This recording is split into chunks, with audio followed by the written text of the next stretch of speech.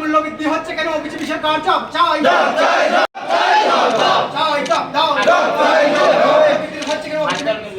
খাদ্য মূল্যবৃদ্ধি হচ্ছে কেন? বিজেপি সরকার মূল্যবৃদ্ধি হচ্ছে কেন? বিজেপি সরকার জব চাই, মূল্যবৃদ্ধি হচ্ছে কেন? বিজেপি সরকার জিন্দাবাদ,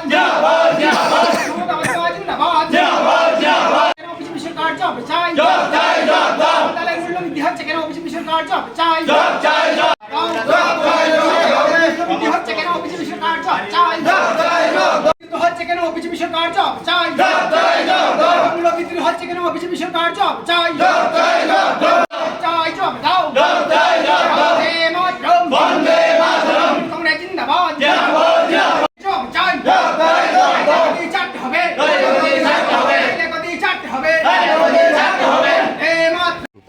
আপনারা সবাই অবগত আছেন যে ত্রিপুরা রাজ্যে সবথেকে বড় যদি কোনো উৎসব থাকে সেটা দুর্গা উৎসব।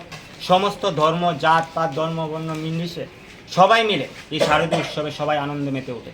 কিন্তু আমরা লক্ষ্য করতে পারছি যে বর্তমান যে ব্যর্থ সরকার চলছে, সেই সরকার এই দুর্গাপূজার প্রাক মুহূর্তে এসে এই বাজারে যেইভাবে চালের দাম, ডালের দাম, সবজির দাম, মাছ মাংসের দাম যেভাবে প্রতিনিয়ত মূল্য বৃদ্ধি হচ্ছে, তার বিরুদ্ধে আমরা আজকে খাদ্য দপ্তরে এসেছি।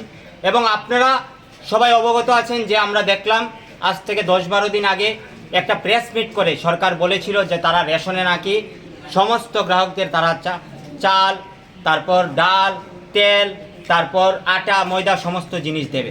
কিন্তু আজকে মহালয়া শেষ হয়ে দ্বিতীয় দিন প্রায় শেষ, পুজো শুরু হয়ে যাচ্ছে, এখনো পর্যন্ত এই রাজ্যের মানুষ কিছু পায়নি।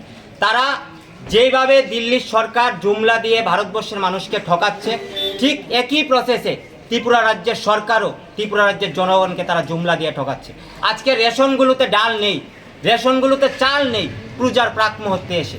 তাই আমরা আজকে ত্রিপুরা প্রদেশ তৃণমূল কংগ্রেস আজকে আমরা খাদ্য দপ্তরের সামনে এসে ধর্নায় বসেছি।